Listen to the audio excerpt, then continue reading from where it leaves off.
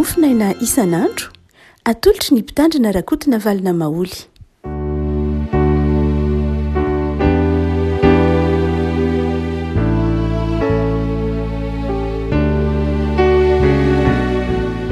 Miarabantsika riavako tratra ity sabotsy fahafito amby roapolo ny volana desambra ity ny mofinaina izay voalahatra antsika dia ny epistily ho an'ny Hebreo toko fahenina andininy fahaefatra ka hatramin'ny andininy roa ambin'ny folo.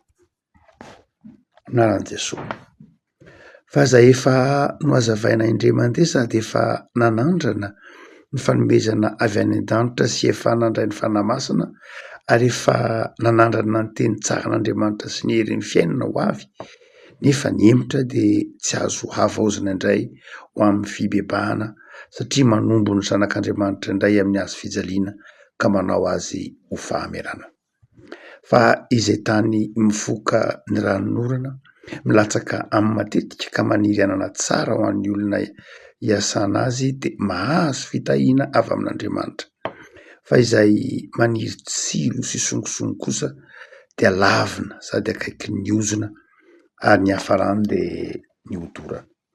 Nefa ary malala na dia miteny izany aza dia manantena zavatra tsara ny aminareo dia izay momba ny famonjena.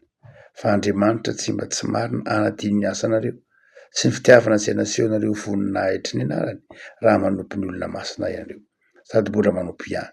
Ary mbola iriana ianareo rehetra samy aneo izany fahazotoana izany mba azo ny fahatokiana beny amin'ny fanantenana hatramin'ny farany, mba tsy hiketraka ianareo fa hanahaka ireo mandova araka ny teny fikasana amin'ny finoana sy ny faharetana. Ray masinao manomasinana amin'ny fahamarinana ny teninao ny fahamarinana. Amen. Manantitra ny fiarabana antsika tratry ny krismasy riavako malala meno ny tombonandro. Io moa indraindray misy adihevitra kely indraindray amin'ny teny malagasy hoe nahatratra ny krismasy, tratry ny krismasy, nahatratra sa tratry ny fotoana. Raha tena jerena ny fomba fiteny malagasy tranainy amin'ireo ataontsika hoe amin'ireo alimanaka tranainy dia tratra foana ny fiteny tratry ny taona, tratry ny krismasy. Raha mamaky ny alimanaka na ny gazety tranainy any amin'ny taona fandroan'ny taonjato sy 2020 dia saika vao mahazatra ny taona malagasy dia ny hoe tratry ny taona na tratry ny krismasy, tahako ny olona trabonjana, trapamonjenana tahaka izany. Satria ilay fomba fijery ny fotoana no tsy mitovy amintsika hoe mahatratra. Tsika izany no lasa manana fomba fijery vaovao ny fotoana.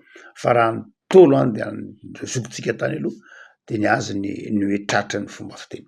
Izany dia tsy adihevitra, tsy dia misy adihevitra dia manahoana loatra hoe inona ny marina na inona ny diso fa resaka fomba fijery. Dia miarabanao tratry ny krismasy. Dia izay no ampiasaina riavako malala satria izay no ataontsika hoe nahazatra tsy misy antony tokony hanovana zavatra rehefa hita fa nahasoa na nahapety. Dia hotia manao hoe ity izay eto ampitanantsika ity dia mifanandrify indrindra pelikopa tamin'ny krismasy izy ity. Ary nindininy fahaefatra amin'ity pelikopa ity dia sarotsarotra amin'ny kristianina manakatra azy ny hoe faizay efa nohazavaina indray mandeha sady efa nanandrana ny fanomezana avy any an-danitra sady efa nandray ny fanahy-masina kanefa miemotra dia tsy azo avoazina indray ho amin'ny fibebahana. Mampatahotra ny kristianina ity andininy ity miaraka amin'ny Hebreo toko 10 koa misy an'izany. Any amin'ny Hebreo toko 10 andininy 4:20 dia mifanandrify indrindra mifamino amin'ity andininy ity izay tena mampatahotra ny kristianina. Izy io dia ataontsika hoe mametraka olana amin'ny antsoina hoe mety very ve ny famonjena, perte du salut, mety very ve ny famonjena. Raha ohatra ka satria mamaky an'io tsika dia ny hoe mety very ny famonjena raha ohatra ka maikamaika ny mamaky azy. Fa tsara ny mametraka tsara ny texte ao anatin'ny contexte. Amin'ity epistily Hebreo ity indrindra no tsara apetraka ao anatin'ny contexte ny texte zany hoe tsy maintsy miverina tsara ao anatin'ny antony sy ny zava-nisy tao anatin'ny fiangonana tao Jerosalema taminy nanoratana ity taratasy ity, zany hoe tsy maintsy mijery tsara ny zavatra nitranga, ny zava-misy marina nitranga ka nahatonga ilay taratasy nosoratana. Dia hitantsika manomboka any amin'ny toko faefatra io zavatra nitranga io, ary mamakivaky raha ty amin'ny toko faha 11 sy ny toko 10 aza ty hitarafana lay contexte zavatra nitranga tamin'ny andidina nanoratana ity episty ho an'ny Hébreu ity.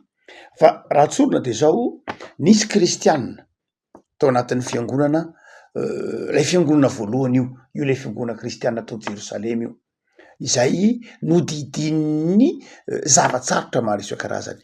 Tao anatiny nisy niemitra tamin'ny lafiny hoe niandry ny fiavian'i Jesoa ela tsy tonga de misy niemitra niala tam'lay fiombonana. Fa ivelan'izay keo dia tamin'ny epistule any Hébreu io aza antonoana fa tao Jerosalema lay fiangonana voalohany, Asan'ny Apôstôly toko 2 dia nanodidina io fiangonana kristianina voalohany tao Jerosalema io dia nisy ireo jiosy be dia be, ary ireo jiosy be dia be reo zay nanery mafy, nanenjika mafy ireo kristianina vitsy izay tsy maro anisy, ary Petera, ary Marie, ary Jauna, izay ry Jakoba, izay vitsy raha mitaha tamin'ireo kristianina maro anisy atao Jerosalema, ireo tsy kristianina reo jiosy tao Jerosalema. De eto zany de fampitandremana no ataon'ny epistily any Hébreu mba tsy hiverenana amin'ilay ataontsika hoe lay sekolon'ny Mosesy, satria misy sekoly roa eo, de ny sekolon'ny fahasoavana izay nampianaran'i Jesoa, sekolon'ny fitiavan'Andriamanitra, sy ny sekolon'ny Mosesy. Ary de misy nany école de Moïse eo miteny frantsay, zany hoe misy zany ireo kristianina izay voasitona hiverina indray any amin'ny toetsaina jiosy, hiverina any amin'lay toetsaina jiosy. Io zany tsy resaka moral loatra io, tsy resaka ny hoe to lasa nisotro toaka le olona, to lasa tsy niangona tsony izy, to tsy nanao adidy izy, tsy zay loatra io. Fa tena resaka mihitsy amin'ny hoe niala tam'ilay fampitandremana ny jiosy mba tsy hivery fampitandremana jiosy kristianina, lay église judéo-chrétienne tao Jerosalema, reo jiosy efa nandray an'i Kristy, fampitandremana azy reo mba tsy hiverina any amin'ilay ataontsika hoe sekolon'ny Mosesy na lay fanamarinana amin'ny lalàna, any amin'ilay fanamarinana amin'ny fomba, fanamarinana amin'ny sorona nahazatra ny testamenta taloha, fa hanohizany kosa hizorany amin'ny lalan'ny fahamasinana ao amin'ny Kristy. Zay mahatonga amin'ny teny atsika ny andininy fa voalohany amin'ny toko fahenina io, aoka ilozantsika ny ampy mpianarana ny amin'ny Kristy, fa androso amin'ny tanteraka isika ka tsy hanao fanorenana indray de fibebahana hafana amin'ny asa maty ny finoan'Andriamanitra, ny fampianarana ny amin'ny fisasana maro, ny fametrahatana sy ny sisa rehetra. Zany hoe ny tanjon'ny epistily any Hébreu eto de fitaomana leo kristianina mafy olona amin'ny finoana, handroso mafy lavitavitra kokoa mba tsy ho kivy eo anatrehan'ny fanenjehana, tsy hiemotra eo anatin'ny fiemoran'ny olona rehetra manodidina, fa zava-dehibe lay firosoana landalina kokoa amin'ny fahamasinana. Ary dia arak'izany dia raha mamaly efa anontaniantsika ny hoe mety very ve ny famonjena, mety very ary ve zany ny famonjena raha tarafina amin'ity epistole any Hébreu ity ny valiny tsia fampitandremana io. Amin'ny Calvin zay fantatsika dia mazava ny teolojian'ny Calvin momba ny famonjena, manaraka ny teolojian'ny Paul, manaraka ny teolojian'ny John, de ny hoe ny famonjena de tsy mety very. Mazava be amintsika réformé de zay tsy mety, ny famonjena tsy mety very. Tsy mety very amin'ny lafiny ahoana moa? Ny hoe tsy mety very ny hoe tsy mety very ny famonjena, tsy midika akory zany hoe tsy very ny olona, tsy zay. Fa ny famonjena tsy very, fa le olona mety misafidy ny ho very, zay ndray zavatra hafa. Zany hoe Andriamanitra mahatoky, mazava ny tenin'ny Paul manao hoe na tsy mahatoky aza isika, izy kosa matoky fa tsy mahazo mandaha ny tenany. Mazava ny teny Jaona toko fahenina andininy fa 7:30 ka hatramin'ny fa 9 manazava mombany hoe o Jesosy manao hoe izay nomeniny raiko aho ny tandremako no tonga eo amiko. Io lay anazavany Calvin momba antsoiny hoe prédestination, hoe o Jesosy amin'ny teny manao hoe tsy misy tonga eo amiko fa zay nomen'Andriamanitra. Am'izay fotoana zay lay famonjena zany de avy amin'Andriamanitra, tsy avy amin'olombelona zany lay famonjena fa avy amin'Andriamanitra. Zay maha éternel azy, zay maha mandrakizay azy an'lay famonjena, satria io Jesosy zay tonga eo amiko io, zay tonga eo amiko, zay nandray ady zao tsy avy amiko fa avy amin'Andriamanitra. No zany dia Jaona toko 3:20 ko de misy manao hoe fa rehefa tiany azy am'zao tontolo zao izy de tiany azy hatramin'ny farany. Andriamanitra de fitiavana. Paoly koa de manazava amin'ny Romanina toko 9 manao hoe tsy misy manameloka zay ao amin'ny Kristy Jesosy. No zany dia ny famonjena de tsy very. Rehefa nomen'Andriamanitra atsika io famonjena io, nomen'Andriamanitra atsika ny zanany malalany de tsy tsoahany tsony io, tsy manome tsifoifoy Andriamanitra. Andriamanitra tsy manome tsifoifoy hoe ino fa omeko anao ny famonjena de miandrikendry toana manao hoe mietsenga eo fa esoriko indray io famonjena io, na mivadinga eo fa tsoahako indray io famonjena io. Tsy zany Andriamanitra. Andriamanitra rehefa nanome anao an Jesosy indray mandeha dia rehefa nanome antsika n'iny famonjena iny de nanome antsika mandrakizay azy. Ary hoe mamarina teolojia Calvin, manamarina tsara mihitsy fa Andriamanitra mahatoky ary Andriamanitra souverain ho Calvin. No zany de zao rehefa nanome antsika ny famonjena izy dia iny famonjena iny dia tsy mioviny. Iny famonjen'Andriamanitra iny tsy miankina amin'ny toetratsika. Andriamanitra tsy miova. Fa rehefa nanome Andriamanitra de nanome hatrany farany, ary Andriamanitra koa tsy miankina amin'ny toetratsika mihitsy. Zay mahagrasa azy, zay mahafahasoavana azy. Satria nomena le izy ka na inona toetratsika, na inona fiovantsika de Andriamanitra tsy miova. Mazava be zany afaka malala. No zany fampitandremana ny epistily ho an'ny Hébreux toko 5 fampitandremana na ny marina kokoa, famporosiana ny olona iroso bebe kokoa amin'ny finoana. Tsy mampatahotra zany io andininy io andininy io toko 5 sy ny toko 10 dia tsy mampatahotra fa mifanohitra am'zany ary mampirisika ny mpino iorona bebe kokoa amin'ny finoana, iankina bebe kokoa amin'ny fahasoavana sy ny fahatokinan'Andriamanitra. Zany akory tsy milaza manao hoe ny olona rehetra de voavonjy avokoa. Mino zay nandray an Jesosy de tahaka ny hoe nomena pasiporo, de nomena visa, de afaka mandeha amin'ny fiaramanidina iny ohatra. Fa izao nomena azy zany rehetra zany, fa afaka misafidiny tsy andeha foana izy, mazava ho azy. Mety nomena anao visa de nomena anao ny billet de miditra amin'ny aéroport anao fa zao hatramin'ny fotoana farany de zao afaka tsy miditra ao anaty avion foana ianao. Sady tsy voatery foana ianao, nomena anao daholo zany rehetra zany fa afaka mandrakariva ianao tsy miditra satria hatramin'ny fotoana farany de manana safidy. Mandra-pialy aty de manana safidy foana ianao. Zany hoe le famonjena efa nomen'Andriamanitra, efa natolotr'Andriamanitra tao am' Jesosy ary efa nandray ianao. Fa izao na de efa nandray ianao zao afaka misafidy foana mandrakariva za tsy andeha an'io fiaramanidina io ary zay mandrakariva nytiany epistily Hébreux takaritsika ny hoe nahoana Andriamanitra tsy niova ny fitiavana. Andriamanitra namela eloka ary lehibe zany fitiavan'Andriamanitra zany. No zany dia ny zava-dehibe de ny finoantsika fa io Andriamanitra io tiatsika. Ary ny zava-dehibe amin'Andriamanitra tsy ny mahita atsika very, ny zava-dehibe amin'Andriamanitra, sitrapon'Andriamanitra de tsy hisy ho verina iray ary amin'ny olombelona. Araka ny teny faminaniana amin'ny boky Ezekela mpaminany manao hoe tsy sitrapon'Andriamanitra, ny sitrak'Andriamanitra tsy ny hahafatesany ratsy fanahy fa ny iverenany amin'ny fahamarinana mba ho velona izy. No zany dia zava-dehibe mihitsy ny atsapatsika fa Andriamanitra tsy hoe faly sanatria raha mahita atsika miala amin'ny didin'Andriamanitra. Malahelo Andriamanitra, malahelo ny fanan'Andriamanitra fa ny planin'Andriamanitra de ny olona rehetra mba ho voavonjy ao am' Jesosy.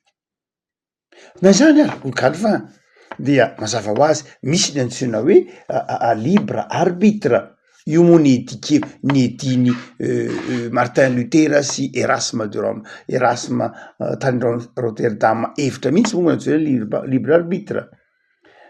Calvin de manazava manao hoe itsika tsy mahay misafidy ny anao ny tsara, tsy mahay misafidy ny anao ny tsara zany sika hoe ny olombelona ve satria nantsoina hoe libre arbitre araka ny fantaratsika azy de ny hoe ny olona ve manana fahafahana misafidy ny tsara ary afaka manao ny tsara. Dia Martin Luther nanazava manao hoe raha mbola tsy ao am Jesosy ny olona de zao tsy mahay misafidy ny tsara zany izy. Ireo filôzôfy ireo teôlôjianina sasany tahaka ry Erasme dia nanazava manao hoe rehefa ampianariny izy de zainy izy de zao afaka misafidy ny tsara izy. Fa Martin Luther teo nampisaraka azy reo lahy. Martin Luther manao hoe na ampianarinao any université izy na omenao discipline izy na inona ataonao de zao tsy mahay manao ny sitrapo, tsy mahay misafidy ny tsara zany ny olona raha tsy ao am Jesosy. Martin Luther nanazava hoe tsy mahay misafidy ny tsara zany ny olona, efa simba ny safidin'ny olona, noho zany tsy manana libre arbitre zany ny olona ho Martin Luther raha tsy ao am Jesosy izy. Ary mafisy ny Calvin io. Calvin moa nanazava manao hoe tsy manana fahafahana, tsy hoe tsy manana fahafahana fa tsy mahay misafidy ny tsara zany olona raha tsy ao am Jesosy. Fa matoa ny olona misafidy ny tsara. Calvin de zao efa ao anatin'lay prédestiné izy, zany hoe efa ao anatin'lay nantsoin'Andriamanitra izy, efa nao anatin'lay fahasoavana izy, matoa ny safidy ny tsara. No zany de zao nahoana dia hoy Calvin manao hoe tsy very ny famonjena. Mety very ny famonjena raha ohatra ny olona ka misafidy fotsiny zao ny tsy araka am Jesosy, fa tsy Andriamanitra nanary azy, fa ny olona no ny safidy ny tsy andray ny famonjena nataon Jesosy. Fa ny famonjena nataon Jesosy de zao tsy mivadiky Jesosy, tsy mivadiky Andriamanitra, fa rehefa tianao izy de tianao hatramin'ny farany. Na inona mety ho ataotsika, na inona mety tsy fahatanterantsika. Hoy Calvin de zao tsy miova ny fitiavan'Andriamanitra, tsy manary atsika eny teny andaran'Andriamanitra, tsy manary atsika ao anatin'ny tsy fahatanterantsika Andriamanitra, fa miaraka amitsika izy, miazona atsika izy, ary tsy misy tsy nahiray ary tanteraka fa tehirizin'Andriamanitra matoa itsika mahajoro tsara ao anatin'ny fiainana kristianina de satria Andriamanitra no mitahiry atsika, ary tanan'Andriamanitra mitahiry io mason'Andriamanitra mijery atsika io, manara ao maso atsika io le antsoiny hoe prédestination. Calvin nefa ko malala ity andinitsy ohatra masina ity ary dia manome toky atsika fa tiatsika Andriamanitra ary tia hitaonantsika androso bebe kokoa amin'ny fahamasinana izy, tia androso taonantsika bebe koa ifikitra amin'ny finoana izy, na eo ara na de miemotra daholo ary ny zavatsarotra manodidina atsika, ny fahasarotam-piainana de zao tia hitaonantsika androso bebe kokoa ny epistily ho an'ny Hebreo am'ty toko fahenina andininy faefatra sy ny manaraka ity. Ary mampitandrina atsika kosa nefa arak'izany iambina, mampitandrina atsika kosa nefa tsy hanao tsirambina ny fanompona sy ny fiainam-panahy.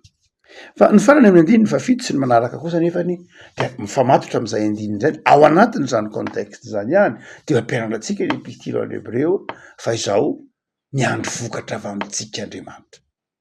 Ny olona mandroso amin'ny fiainam-panahy, ny olona mandroso amin'ny finoana, ny olona nandray ny famonjena nataon'ny Kristy ka azon'ny tanan'ny Kristy de zao izy manao hoe tahaky ny tany mifoka ranon'orana nalatsaka ary de manjary maniry anana ary mahita fitahina satria mahazo vokatra avy amin'ny olona. Rehefa koa malala ny fiainana kristiana de zao tsy hoe ho atsika ihany, itsika manana an Jesosy, isika tiany Jesosy, tsy hoe ho an'ny tsy tonga kristianina ho an'ny tenatsika ihany isika, fa tonga kristianina ho an'ny hafa indrindra koa, zay ny dinadiny ny fahafito io, fa izay tany mifoka ranon'orana milatsaka amin'ny matetika ka maniry anana tsara ho an'ny olona iasana azy dia mahazo fitahina avy amin'Andriamanitra. Zany hoe ny maha kristianina atsika de zao tsy tsika ihany miotiny tsara, fa miodiny tsara avy amin'izany toetra maha-kristianina antsika zany ny mpiarabelona. Tatoato de matetika io moa zany efa nafarany Paoly, nafarany Soratra Masina, nafarany Jesosy mihitsy koa raha hoe any aparany any de zao hoaratsin'ny olona ianareo, hoenjehin'ny olona ianareo, hokororoan'ny olona mihitsy azy ny toetra anareo, ny fiainanareo manokana, hojeren'ny olona manokana. Afatry Jesosy zany afatry ny tenin'Andriamanitra, angatsika tsy eritreritra ny toetra ratsin'ny olona izao tontolo zao, fa eritreritra ny mety ho fahalemen'ny fiangonana ka hitsara sy hanakina ny fiangonana amin'ny zavatra maro samihafa, ary efa nampihoman'ny Jesosy raha teo koa zany. Ary de atao tsapatsika ankehitriny fa tsapatsika ankehitriny ny karazana fanenjehina mivantana, tsy mivantana, ny mpino, ny kristianina, fanaratsiana, etsero, andraindray de melohina mihitsy. Ohatra misy kristianina na olon-tsotra samy laza mihitsy fa ny fahavoazana ao anatin'ny fiarahamonina de avy amina kristianina, hoe be deaibe ingeny kristianina mba tompona andraikitra tary be deaibe, fa maninona nohatr' zao ihany. Afaka malala manjary lasa ataotsika hoe mamperitreritra amin'ny lafiny hoe Andriamanitra nge fitiavany, Andriamanitra nge nanome antsika fahafahany. Raha ohatra ka simba ny fiarahamonina, raha simba ny tontolo iainana, simba zao rehetra zao, de tsy Andriamanitra mihitsy nanao zany fa isika. Ary nandray mora mihitsy indraindray ny mametraka ny manondro ny hafa ho tompon'andraikitra, hoe ianona ny tompon'andraikitra, ianona ny tompona, ary na ny kristianina koa raha tompon'andraikitra, tsy afaka malala samy tompon'andraikitra. Saingy zao zava-dehibe de ny fandinihan-tena manoloana ilay zavatra mitranga. Hoy manao hoe indraindray retsero ny fanenjena ny kristianina, ary efa nampiomana an'io Jesosy.